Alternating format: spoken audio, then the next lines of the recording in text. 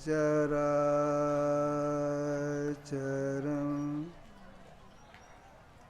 तत्पदं दर्शितं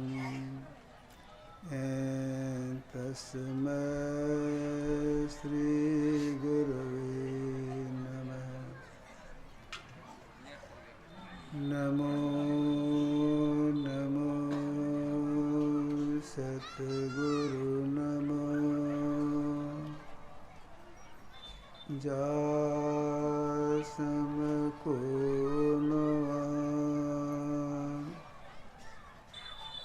परम पुरुष होते अधिक गावै संत सुजान।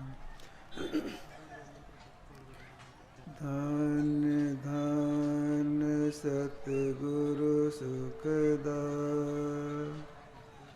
महिमा कही न जाय। जो कछु कहाँ तुमरी कृपा मोते कछु न बसाय।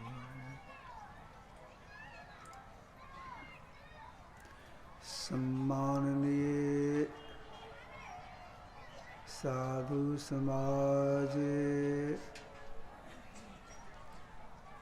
धर्म प्रेमी सज्जनों, माताओं एवं बहनों,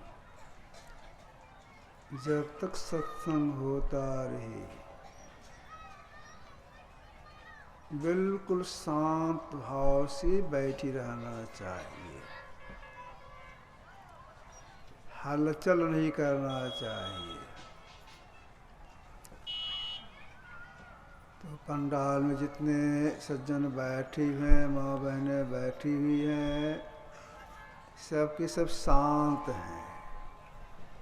क्योंकि पंडाल के बगल में कुछ बच्चे लोग शोरगुल मचा रहा है। कोई बड़े आदमी जा कर के उन बच्चों को शांत कर दें अथवा वहाँ से हटा दें। आवाज़ यहाँ तक आ रही है।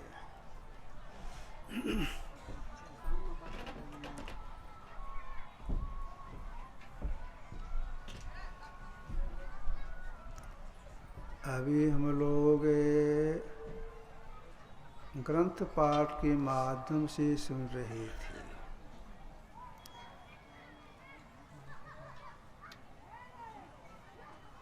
वशिष्ठ मुनि भरत जी को समझा रहे थे। तो देखिए, जो महापुरुष होते हैं वे किन्हीं को माध्यम बना करके संसार के लोगों को उपदेश देते हैं। तो भरत जी के माध्यम से वशिष्ठ मुनि ने संसार के लोगों को उपदेश दिया है। महापुरुषों का जो उपदेश होता है सबके लिए होता है और सर्वकाल के लिए होता है, सब दिन के लिए होता है। जब तक सत्संग होता रहे मंच के आगे कोई इधर से उधर नहीं जाए। इसमें सुनने वाले का ख्याल बढ़ता है और कहने वाले ख्याल बढ़ता है।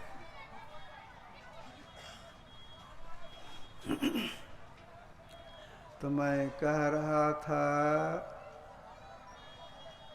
वशिष्ठ मुनि भरत जी के माध्यम से उपदेश दिए।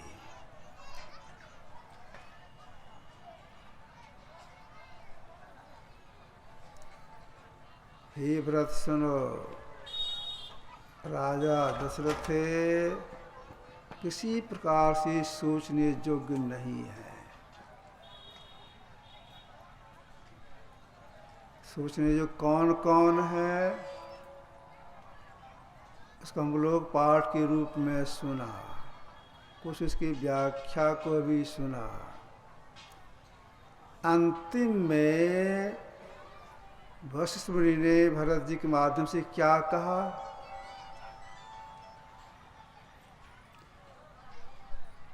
सोचनीय सब विधि सोई, जो न छाड़ हरिजन होई।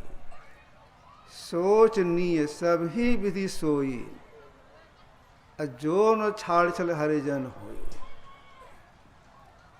हे व्रत सुनो, वह व्यक्ति सब तरह से सोचने के योग्य है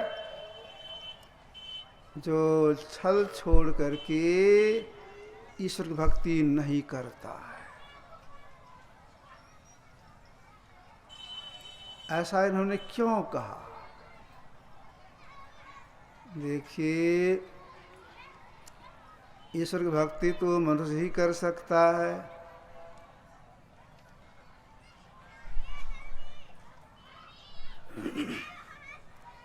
चार खानी में 84 लाख जोनियां हैं। इन 84 लाख जोनियों में देवता भी आ जाती है,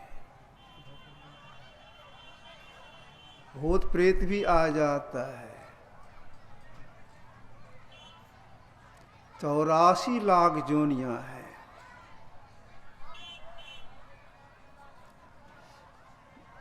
अगर मनुष्य में आया जीवात्मा इस प्रति नहीं करता है, शरीर छूट जाता है, उस जीवात्मा के लिए कहा गया वह बहुत सोचने की योग्य है। क्यों? इस भक्ति मिला था, इस मनुष्य मिला था इस भक्ति करने के लिए, नहीं कि शरीर शांत हो गया। उस जीवात्मा कहाँ जाकर जन्म लेगा? बच्चे को शांत कीजिए, चैम्या चैम्या करता है।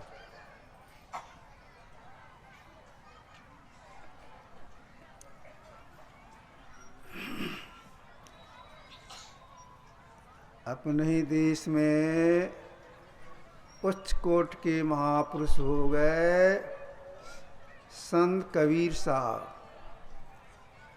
इन्होंने संसार के लोगों को उपदेश देने के सिलसिले में कहा,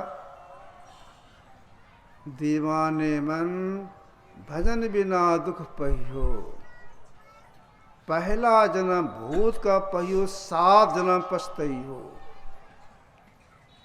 कांटे पहले पानी न पहियो, प्यासन ही मरी जई हो। लंबा पद है। दीवाने मन भजन बिना दुख पहियो।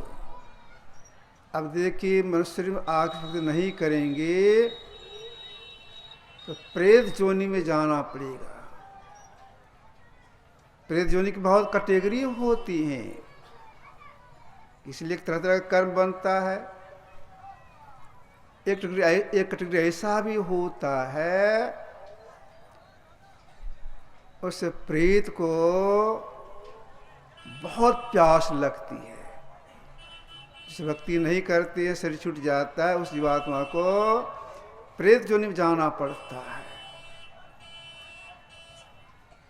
जब किन्हीं का शरीर शांत होता है, उनके परिवार के लोग श्राद्ध करने लगते हैं ब्राह्मण के द्वारा, तो ब्राह्मण अपने जजमान को कुछ पढ़ाने के सिलसिले में क्या बोलती हैं?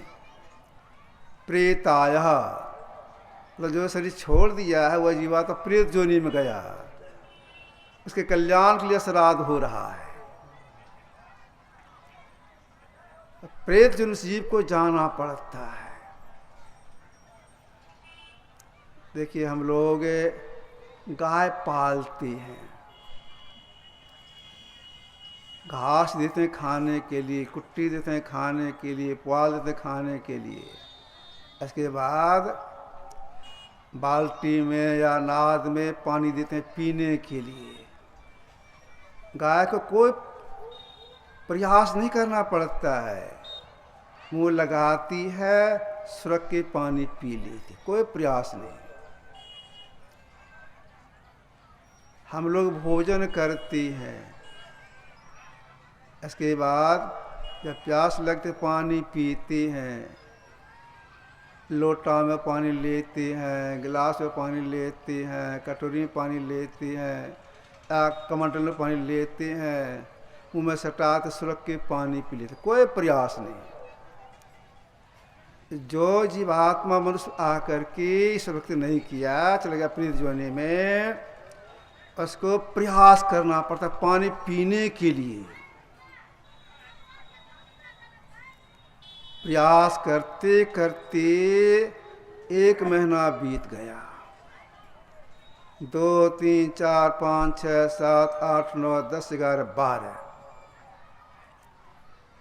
जब 1 साल पूरा होता है तो कांटे के नोक पर जितना सा पानी ठहरता है उतना सा पानी कंठ के नीचे उतरता है।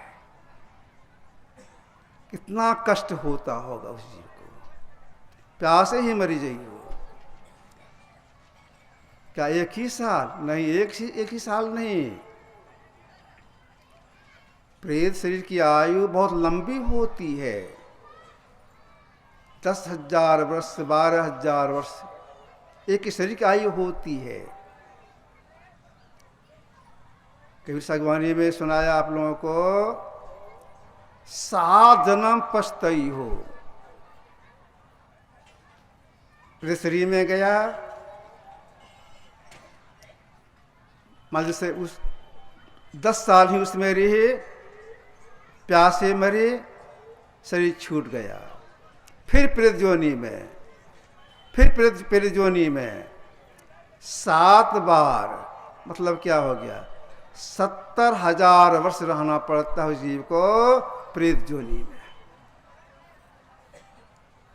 इसीलिए भरत जी के माध्यम से वशिष्ठ मुनि ने कहे हैं, और सब सोचने के योग्य है, जो मनुष्य आपकी स्मृति नहीं करता है।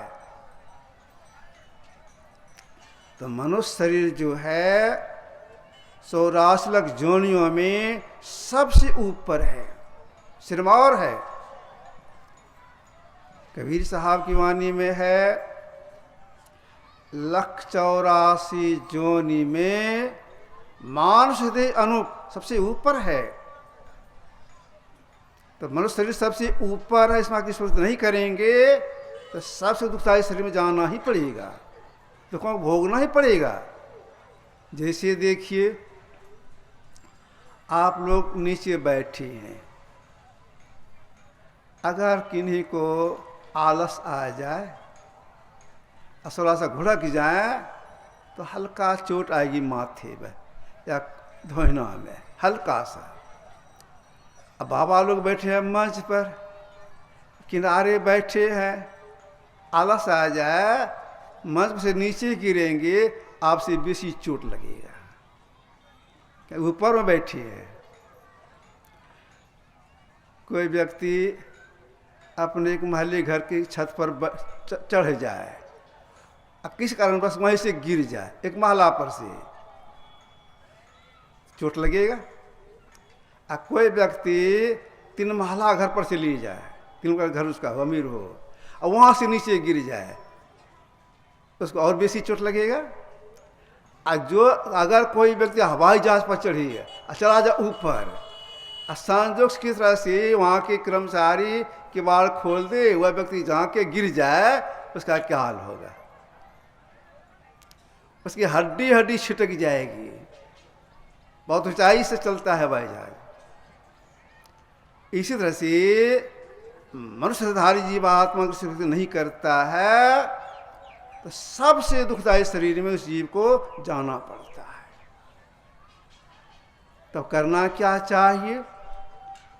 करना ही चाहिए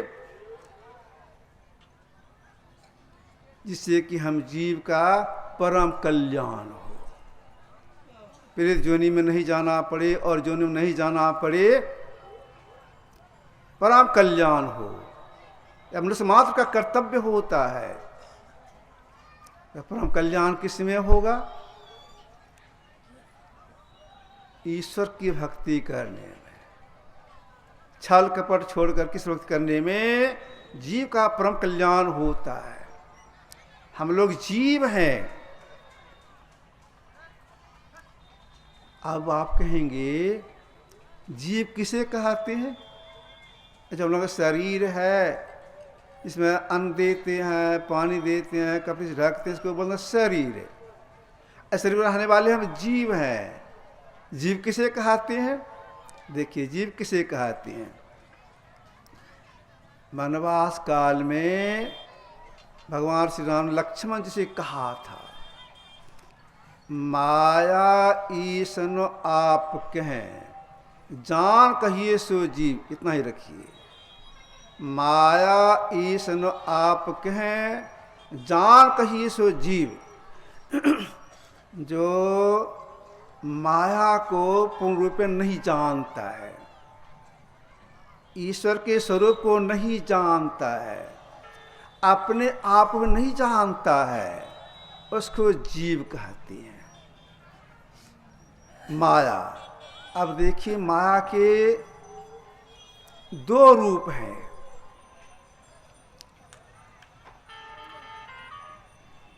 सामान्य माया और जोग माया। दोनों से एक भी को पूरा अपना नहीं जानता है, वह जीव। अब आप कहेंगे सामान्य माया किसको कहेंगे और जोग माया किसको कहेंगे?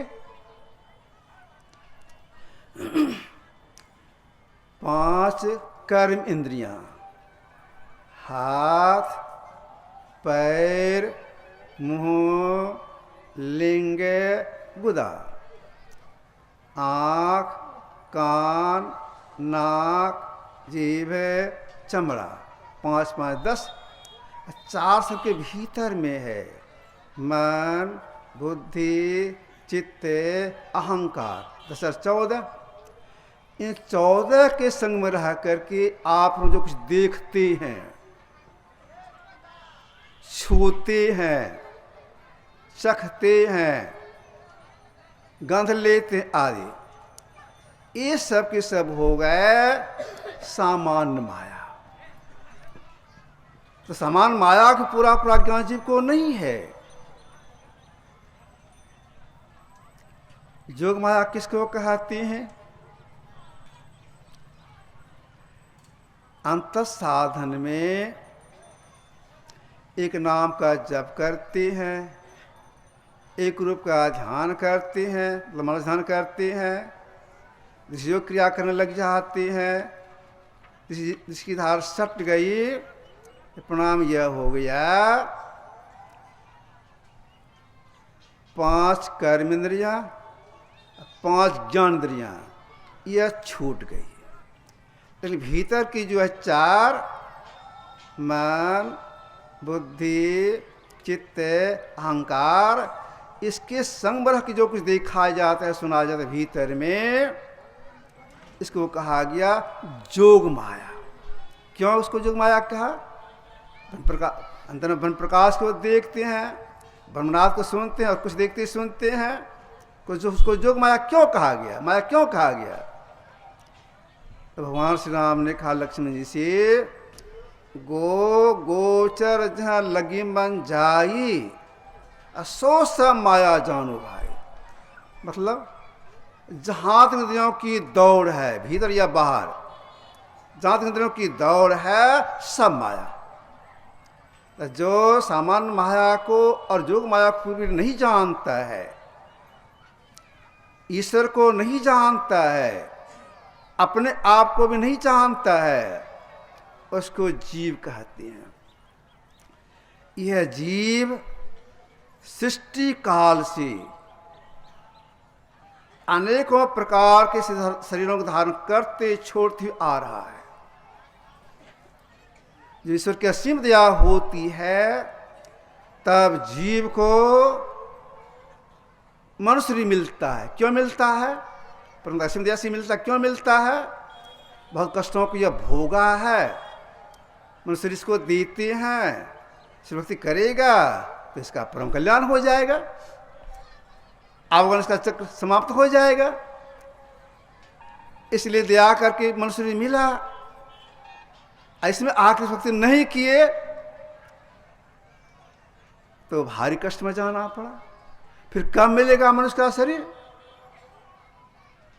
एक कोट के महापुरुष हो गए संत तबरेज, इन्होंने कहा है हजारा करण में बायद के दुलबा पेश आयद को जाया बंदर वारस अगर ई बार बगरी जाऊं। फारसी में इसका हिंदी अर्थ है अनंत काल बीतने के बाद, जब आपको ख्याल रखिएगा, अनंत काल बीतने के बाद तब जीव को मनुष्य शरीर की दौलत मिलती है। अगर यह समय हाथ से निकल गया फिर कब मिलेगा? अनंत काल बीतने के बाद। मान लीजिए मनुष्य शरीर में है, शांत शरीर शांत हो जाए इस वक्त किए बिना तो चले जाएंगे मान लीजिए हाथी जोनी में। हाथी की स्वाभाविक आयु है 100 वर्ष, उसमें 100 वर्ष कुछ कष्टों को भोगेंगे। उससे जीवात्मा निकला, मान लो जीवात्मा चला गया कछुआ शरीर में। कछु स्वाभाविक आयु बताया गया 300 वर्ष, पानी में रहना पड़े 300 वर्ष, कितना कष्ट होगा। मान लीजिए जीव चला गया अजगर जोनी में तो कई हजार वर्ष। अब हिसाब लगा लीजिए मनुष्य कब मिलेगा? तो अवसर मिला है, अवसर तो मिला, इसके साथ साथ शरीर जो है क्षण भंगुर है, श्वास पर शरीर टिका हुआ है। परमात्मा ओर से श्वास गिन के दे दिया गया है। एक श्वास हम लोग निकाल रहे, खर्च हो रहा है आयु, और जिस समय गिनती पूरी हो जाएगी, जहां रहेंगे जिस अवस्था में रहेंगे, श्री सम जीव को निकलना पड़ेगा। तुलसीदास जी महाराज कोटि के संत इन्होंने लिखा है तुलसी विलंब न कीजिए भज लीजिए रघुवीर तंत्र कसते जात है श्वास शरीर खो तीर। इस शरीर को बताया तरकस, श्वास है तीर। एक एक श्वास निकाल रहे हैं, जिस समय गिनती पूरी हुई जाएगी, जहां रहेंगे जिस अवस्था में रहेंगे शरीर छूट जाएगा। आप कहाँ जाएंगे, किस योनि में जाएंगे, कोई पता नहीं। तब करना क्या चाहिए? शरीर की अवधि रहते हुए वह साधन प्रारंभ कर दें, संस्कार से जीव को पुनः मनुष्य शरीर मिले। कबीर साहब ने संसार के लोगों से कहा भक्ति बीज बिन से नहीं, जो जुग जा अनंत ऊंच नीच घर जन्म ले तो संत को संत। भक्ति बीज का नाश नहीं होता है, अगर किसके अंदर पड़ गया अब वो जीव को मनुष्य नहीं मिलेगा, मुझिला के छोड़ेगा। तो भक्ति का बीज क्या हो गया?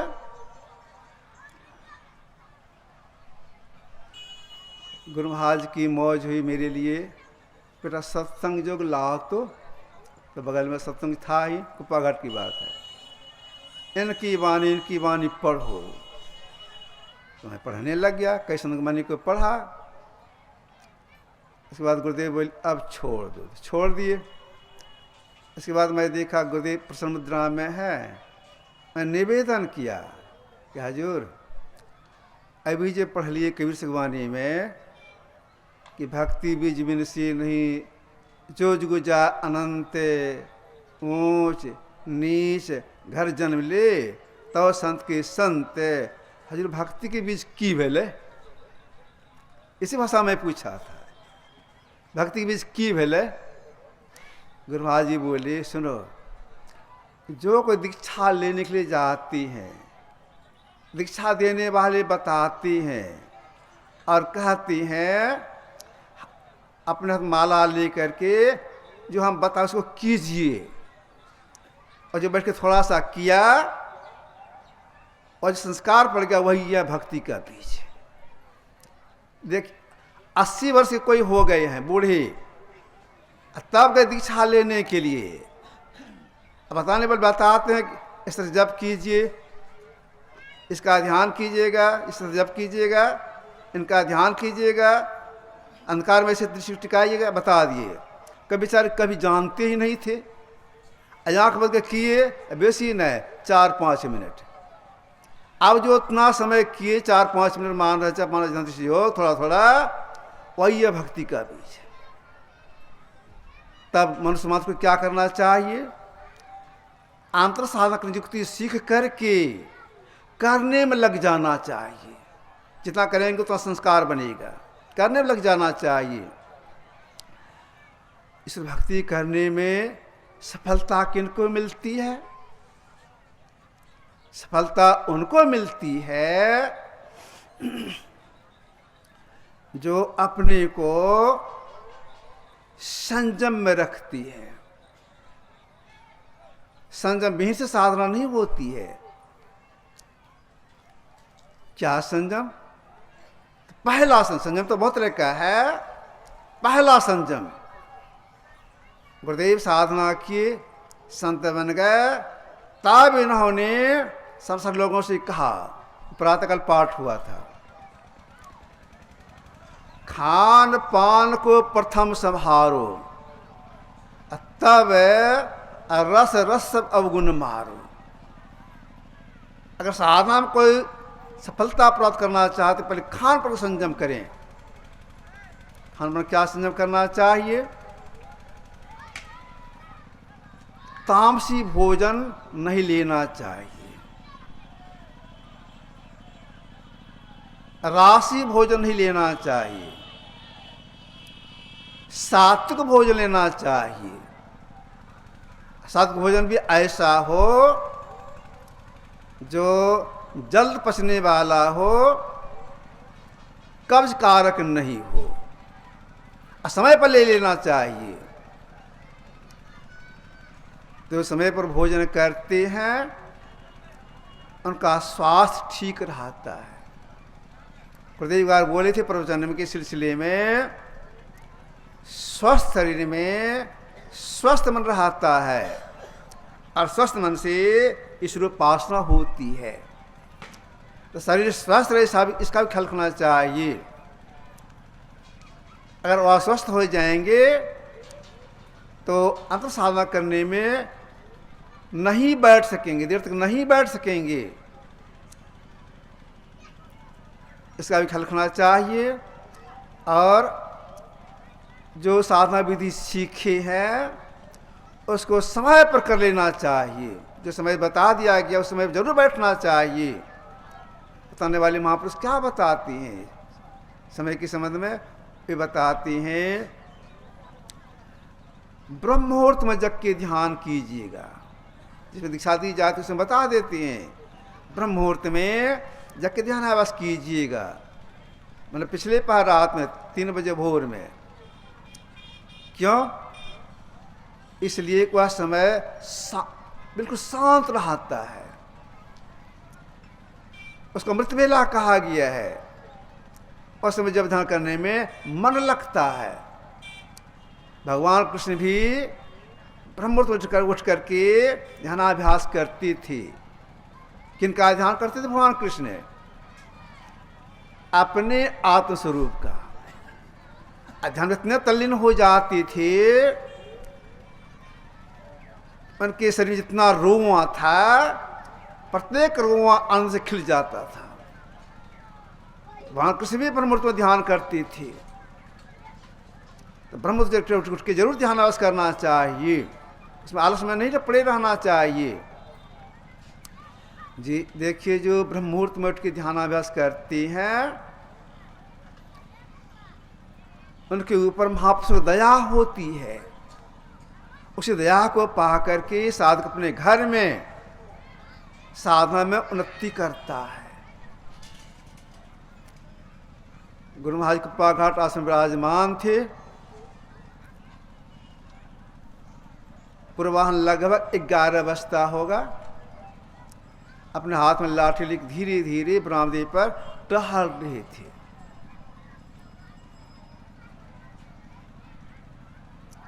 एक सत्संगी गुरु महाराज को प्रणाम करने के लिए, जहाँ ब्रह्मदेव कुर्सी लगी है वहाँ तो गुरु महाराज आगे टहलते हुए उत्तर दिशा से, प्रणाम करने वाले सज्जन सत्संगी गए दक्षिण तरफ से, झुक के पहले प्रणाम किए, ठौनाट के प्रणाम कर लिए व्यक्ति। इसके बाद उठ के खड़े हो गए और हाथ जोड़ते कहते हैं गुरुदेव से, हुजूर। जैसे बोले हुजूर, गुरुदेव खड़े होकर कुछ चेहरे को देखने लगे, क्या कहना चाहता है। ये व्यक्ति कहते हैं, हुजूर ध्यान करने में मन लगे, दया की जाए। जैसे बोले दया की जाए, ध्यान करने में मन लगे, दया की जाए। गुरु महाराज जी बोले उनको देखते हुए, देखो जी मेरी दया तुम्हारे पास आती है, तुम सोए रहते हो लौट जाती है। व्यक्ति भोर में सोई रहते थे, सत्संग सोए रहते थे, कितना घाटा लग गया। इसलिए ब्रह्म मुहूर्त में जरूर ध्यान करना चाहिए। ब्रह्म मुहूर्त में ध्यान करने मन लगे, कल्याण चाहने वाले साधक को यह जरूर ख्याल रखना चाहिए, जब जग जाए पहले गुरुदेव को प्रणाम कर लें, इसको प्रणाम कर लें मन ही मन। इसके बाद शौच लगे अथवा नहीं लगे जरूर चला जाना चाहिए। इससे होता क्या है, पेट से गैस निकलता है, स्वाभाविक गैस निकलता थोड़ा सा, कुल्ला से मन करते हैं, मन फ्रेश हो जाता है। तब जो बैठते हैं साधक उसके साथ बैठते हैं, जब ध्यान करने में मन लगता है। सो के उठे गए, अब बैठ गए, पेट में गैस बना, फिर सो गए। ऐसा ही होता है, ऐसा नहीं करना चाहिए, मुझसे साथ बैठ के करना चाहिए। जितने बड़े बड़े महापुरुष हो गए, उनके जीवन आप पढ़ेंगे, प्राय रात में ध्यानाभ्यास किए हैं, पूरा रात जग के ध्यानाभ्यास किए हैं, तब वे संसार में महत्व प्राप्त किए हैं। गुरु महाराज गए हुए थे गामी टोला, वहाँ सत्संग मंदिर है, लगभग यही समय होगा। अपने प्रोफेसर के सिलसिले में बोले, जो अपने अंदर में ब्रह्म प्रकाश को देखना चाहती हैं, ब्रह्मनाद सुनना चाहती हैं, वे रात में जग के ध्यान करें। नींद सतावे तो सो जाएं, फिर जग के करें। तो कहने का आशय यह था, रात में लगे रहिए, मध्यरात्रि से लगे रहिए, तो रात में सुनसान जगह मिलता है, सबको नहीं, कोई भी हो रात में सुनसान जगह रहता है, तो एकांत में बैठ के ध्यान करना चाहिए रात में। या ख्याल रहे जब बैठें तो बैठने कला से बैठें, अगर कुछ अनुभूति प्राप्त करना चाहती हैं तो बैठने कला से बैठें। बैठने कला क्या है? बैठने कला यह है, समांकाय, भगवान कृष्ण का वचन है, बिल्कुल सीधा, टेढ़े मेढ़े नहीं, बिल्कुल सीधा। सीधा से मतलब क्या हो गया? पीठ का रीढ़, गर्दन और सिर एक सीध में रीढ़। गुरुदेव भी अपने वचन में बोली हैं, क्या बोले हैं? धरगर मस्तक सीधी साधी आसन आसीना, बिल्कुल सीधा बैठिए ध्यान करने के लिए। और हिलडोल तजी, सुरत थिर करी, प्रणव तार उगाइए, गुरुदेव की वाणी है। बैठ जाए सीधा, हिलडोल नहीं हो, और अधिक देर तक बैठिए। जिसमें गुरुराज जी दीक्षा देते थे, एक व्यक्ति आए दीक्षा लेने के लिए, गुरुदेव बताने लग गए उनको। अब बैठने के सिलसिले में कैसे बताए? अपने पास में गमछी रखते थे, गमछी को ऐसे समेट करके मोड़ करके निठुआ टाइप बना लिए गोले सा, और चिक्को मुक्को बैठ गए और चूतर के नीचे गमछी को रखी जो नठुआ बना के रखे थे। और क्या किए, चिक्को मुक्को बैठे तो बाएं ठोहना पर बायां कोहनी, दाहिने ठोहना पर दाहिना कोहनी, और कनपट्टी को पकड़ के दिखाए। बाएं हाथ कनपट्टी, बाएं हाथ तलत्ती बाएं कनपट्टी में, तलत्ती दाहिने कनपट्टी में कस के पकड़ी और दिखाए उनको, देखो इसी आस से देर तक बैठना। और सुनो, 1 घंटा से कम बैठोगे कुछ नहीं होगा। 1 घंटा से जब भी बैठना, 1 घंटा से बेसी बैठना।